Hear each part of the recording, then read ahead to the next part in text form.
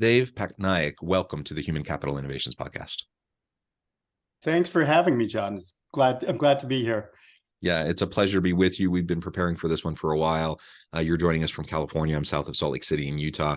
And today we're going to be talking about the future-focused leader. I love that. I love everything about thinking, trying to look around the corners and understanding what the future of work is going to need from our leaders and as organizations adapt and change over time. This is what we're going to be exploring together today. As we get started, I wanted to share Dev's bio with everybody. Dev Patnaik is the CEO of Jump Associates, the leading independent strategy and innovation firm. He's a board member of Conscious Capitalism. Dev has been a trusted advisor to CEOs at some of the world's most admired companies, including Starbucks, Target, Nike, Universal, and Virgin. He is a frequent keynote speaker at major forums, and his writing has appeared in Business Week, Forbes, Fast Company, and many others. He is the author of the book Wired to Care, named one of the best books of the year by both Fast Company and Business Week. Malcolm Gladwell called Wired to Care just what we need for the lean years ahead. When not at Jump, he also is an adjunct professor at Stanford University, where he teaches social science methods to MBA and design students. What a fantastic background. A pleasure to have you. Anything else you would like to share with me or my audience by way of your background before we dive on in? No, we talked about Jump, right? Yeah. We talked about Stanford. Yeah. Right. And we talked about Wired to Care. Yeah, let's go. All right, let's go. Let's do it. So at a time when companies are very much focused on what's happening this quarter, this coming year, immediate results, you say it's essential for leaders to be more future focused. Tell us what you mean by that and why it's important to be thinking 5 to 7 years down the road, not just this quarter or even just this year. Yeah, I wish we could focus just on the now, right? But when you look back at companies and where they fall away, when they run into trouble, where they hit the skids, it's usually because they missed the future, right? It's usually stuff is going on that is beyond the great job that they're doing today, and then I always use the metaphor. That's when they get fracked.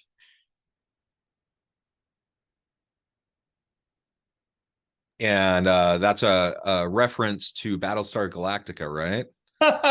It's definitely in Battlestar Galactica. Just think about the whole hydraulic fracturing thing. Where right.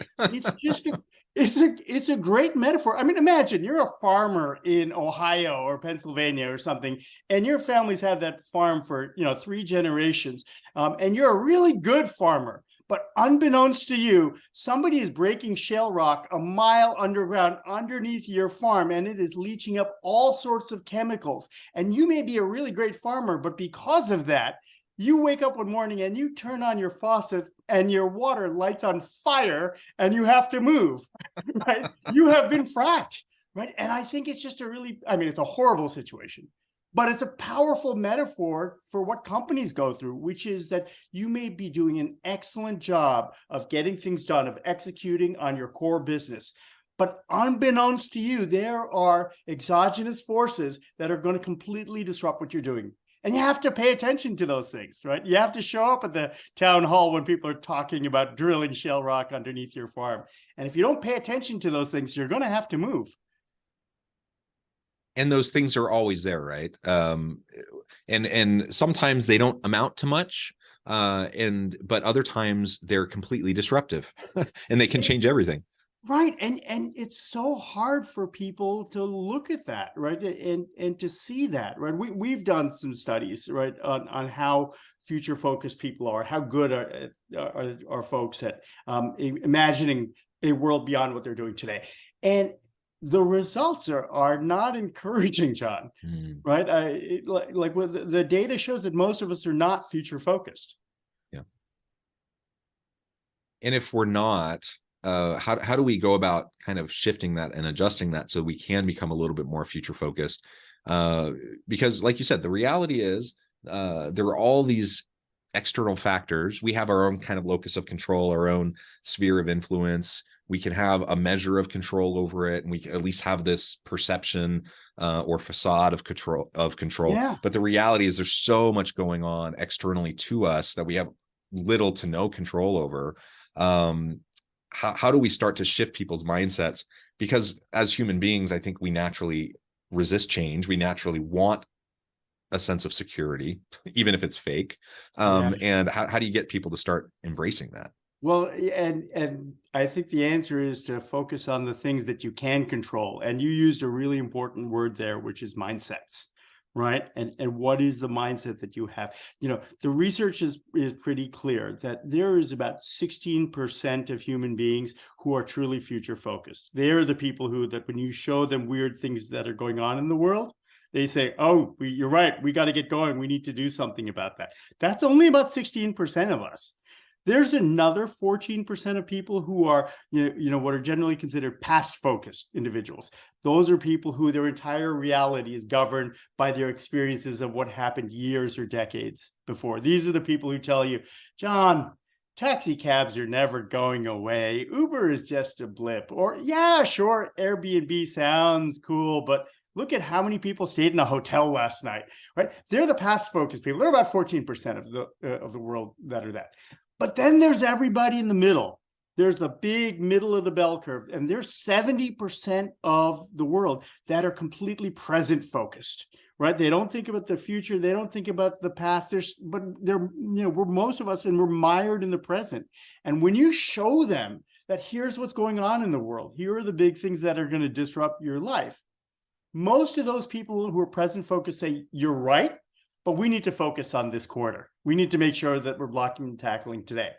And honestly, that is the worst of all three options, right? Because with the future folks, they're going. With the past focused people, you can disprove them. With the present focused people, they have accepted your basic premise and continuing to act like the past focused people nonetheless, right? It's like you have accepted that there's a cliff ahead of you, but you're going to drive straight over it anyway. And that's most of us. And so we have to do some stuff to fundamentally rewire our brains and rewire our thinking so that we can at least start to act yourself into a mindset of being future focused. Yeah. So how do we disrupt that? Because unless we can disrupt that status quo so we can start to shift those mindsets, we're going to be locked into kind of our preconditioned wiring, right? And socialization and norms that we've embraced over time. So those rough percentages that you laid out, I mean, it's good to know that. It's also a little discouraging. It's really discouraging, I'd say. Yeah. So, but I am a believer that people can change. We can learn. We can adjust our mindset. So how do we start that process? Yeah, I mean, the need for us to change starts with ourselves, right? And say, okay, what do I do to change my own mindset, right? And this is something that, folks like Amy Cuddy, shared research with us 20 years ago on this, right? Which is that your brain controls your body, but those wires work in both directions. So if you're happy, you smile, but if you smile a lot, you're happier, right? And so you can act yourself into a new way of thinking. It is far better to act yourself into a new way of thinking than to try and think yourself into a new way of acting, right? I'll say that again, act yourself into a new way of thinking. So if you know that as a leader, you need to be future focused, what does that look like? It means, well, let's start with how we're spending our time. When I spend time with senior leaders, chief growth officers, chief strategy officers, right? One of the first things we'll do is say, okay, well, let's just go through your Outlook calendar, and starting next week after every meeting, not before, after a meeting, I just want you to color code it 3 different colors, right? And you can, just choose, like, if it was a past focused conversation, code it blue, right? And if it was a present focused conversation, code it orange, right? And if it's a future focused conversation, code it green, right? And just start to notice. It's a little bit like if you wanted to, lose weight and get in shape, one of the first things you should start doing is looking at your diet. And the first thing you might want to do about that is start noticing what you're eating. In that same way, start noticing the kind of conversations that you're having. How much time are you spending justifying why things went well or didn't go well last quarter versus figuring out what's going on right now, this quarter or next quarter, because that's all the present, versus really thinking about where you're going to be in 5 years and 7 years. And I'm wondering how you see this connecting with, there's all this talk around mindfulness and being present in the moment, right? And so you talked about people who have a kind of a past orientation, a present orientation, a future orientation. How would you map the kind of the mindfulness conversation around this future orientation as we are leading organizations to prepare for the future? Yeah, that is a really important distinction, right? Which is that when I say that we shouldn't be present focused, I'm not saying that we shouldn't be present in the way that we talk about, being mindful or being aware, right? Or bringing your attention to the now. That you should definitely do. That word present can be a little squirrely because present can mean this planning horizon. Present can mean in the moment while I'm talking to you right now, bringing my attention. Present can also mean a wonderful gift, right? But so I want you to be, I want you to be aware of what's going on. I want you to be mindful and bringing your attention to the now. But I also want you to be aware of how your brain is thinking about what is possible just around the corner.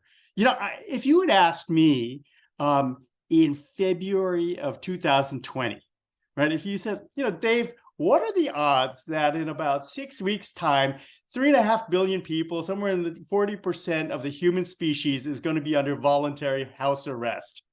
I would have told you were nuts, right? Because I looked around and that just seemed unbelievable. Now I have, friends of mine and companies we work with who were already on the phone at that point, calling, the folks in China and trying to figure out what was going on and already moving ahead of the rest of us in that way, right? So, the first step is to kind of like rest yourself out of what you're seeing in front of you as the defining mindset that you have. Yeah, I love that. So if we're starting to work on ourselves to go through that shift to develop these new mindsets, I think that's the first step. But it's not enough for a given leader in an organization to develop that mindset. Like we have to model it for our teams, and we have to really generate that a similar type of mindset and approach amongst the members of our teams.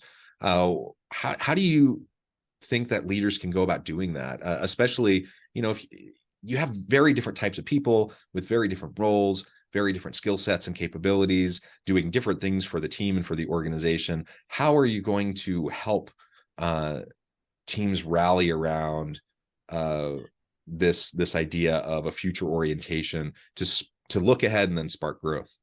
Yeah, as a leader, you need to model curiosity, right? And you have to think about like, is my culture a curious culture where we lean in when we see data that doesn't fit what we thought before? Or do we kind of lean back and say like, no, here's a good argument why we could ignore this data?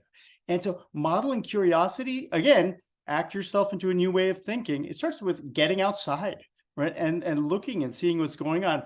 For many of us, where we're spending our days now working remotely, right?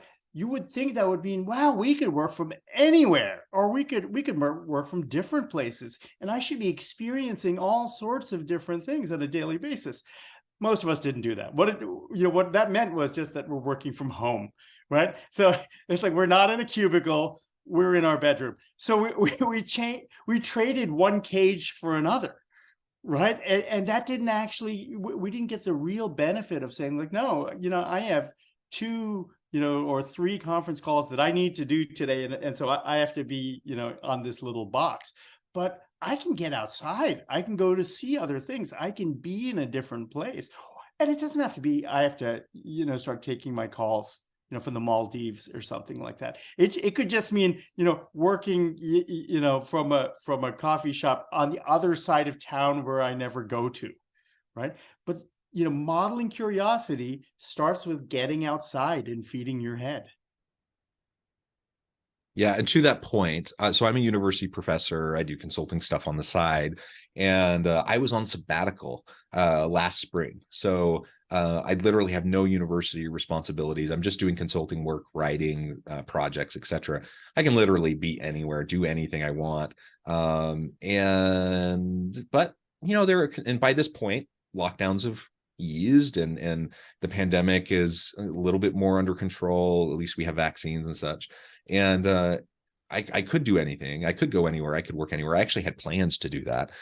Yet I also have other constraints, you know, so I have family constraints. I have other things that, and it just ended up being easier to just be at home in my home office. And that's what I did 80% of the time. Now I did get out sometimes and I did try different things and I did travel a little bit, but not nearly as much as my initial intention was, because it was just easier. Right. And to your point, you know, when the pandemic first hit, I don't know if you remember seeing this. I'm trying to remember the specific locations, but there were really hard hit locations around the world that were actually trying to get people to go there, to move there. They were going to pay you money to come move there and work remotely from that location. And I remember turning to my wife and saying, why not? Like, the kids are all doing online school, that we could be anywhere. We're working online. We could be anywhere. Why not? Let's go there. That would be an adventure. That'd be fun. And ultimately we talked about it a little bit. It was kind of fun to think about. And then we just kind of hunkered down and just did our normal thing, and just everyone was at home, right? To your point. So kind of a missed opportunity, right? Those. And we can all be hard on ourselves about those things. That we didn't pick up and move everybody to Burkina Faso for our sabbatical. But that just ends up making you feel bad about yourself, right? And I don't want us to do that. I'd rather just say, okay, what's a little change that we could do to feed our head? Right, William Gibson, said this years ago. Said that the future exists today; it's just unevenly distributed. You know, there are other people wherever you live right now who are doing things, who are behaving in ways that are weird to you and I, but are going to be doing things like that we will also do in just a few years. Go out and spend time with them, right? You know, and it can be even little things like, let's take the most boring, banal thing, right? Which is, pickleball. I had never heard of pickleball 10 years ago. What is that crazy thing? It seems to be pretty important. It seems to be something that is on trend. There's a lot of people who are ripping up tennis courts to turn them into pickleball courts. If I am remotely interested in what's going on in culture, if I'm really interested in healthy aging, if I'm really interested in athletics, let's say I work for a company like Nike, I ought to go check out a game of pickleball, right? Even though I might think that's a stupid idea, I might end up playing it 5 years from now. So I should probably go check it out today. Right. So you're right. We should have all gone off to the Maldives, for our sabbatical, but maybe we can just go check out pickleball this weekend and feel less bad about ourselves. Yeah. Start small, right? And everyone has various reasons for why you do or don't do those things, right? But start small. There are things you can do right now and getting out and trying new things. And I like how you said earlier, just stay curious, stay inquisitive. If you're doing that, I think you're you naturally have a growth and learning mindset, and that becomes contagious for your team, because you just act differently with them, you treat them differently, you interact with them differently, and you expect different things from them when you want a learning environment and a growth culture, all of which is going to help you be more future focused. That's exactly right. And you can encourage this in your teams, right? Just say, for instance, at Jump where I work, we are all about learning and growth, right? So every week at our all hands meeting, we just ask one question of everybody, right? Which is like, what did we learn last week? Right. And some of it is, here's what we learned on a project that we're doing and how we could do a project better. But sometimes it's like, I saw the most crazy show and here's what it's all about. Right. That's how I learned about Squid Games, the first time. Or I saw a really interesting exhibit this weekend. Here's what it was. Or I read this really interesting article. Right. But constantly feeding your head of what's out there is a great practice for yourself personally as a leader. But it's also something that you can start to engender in your culture just by asking the question on a regular basis. I love it. This has just been a really great conversation. I know at the time I'm going to have to let you go here in a few more minutes. But before we wrap things up for today, I just wanted to give you a chance to share with the audience how they can connect with you, find out more about your work, the cool things that you're speaking about, writing about, and then give us the final word on the topic for today.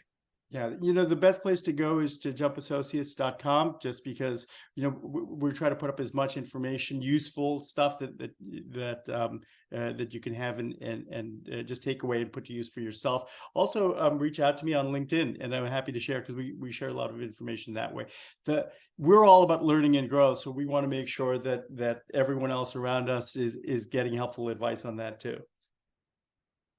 Excellent. Dave, this has just been a really great conversation. I hope that we can strive to develop these mindsets, that we can be more future oriented in our approach as we're leading our teams and fostering that kind of an inspiring environment where everyone wants to continually stretch the limits of their capabilities and their understanding and lean into the messiness and the tensions of this shifting world that we're in. There's just so much out there that we don't know, which some people find kind of soul crushing and frustrating. I find it exciting and inspiring. The old cliche, the more I learn, the more I realize I don't know. I actually love that, because it just means the world is there waiting for me to discover it. And there's so much more for me to learn. Yeah, life is short. Work is hard. And the most precious thing you have, the most precious resource, is your time. And just start to think a little bit. Are you spending time justifying the past? Are you spending time arguing or managing the present? Are you spending time building the future? Wonderful. I encourage everyone to reach out, get connected with Dave. And as always, I hope everyone can stay healthy and safe, that you can find meaning and purpose at work each and every day.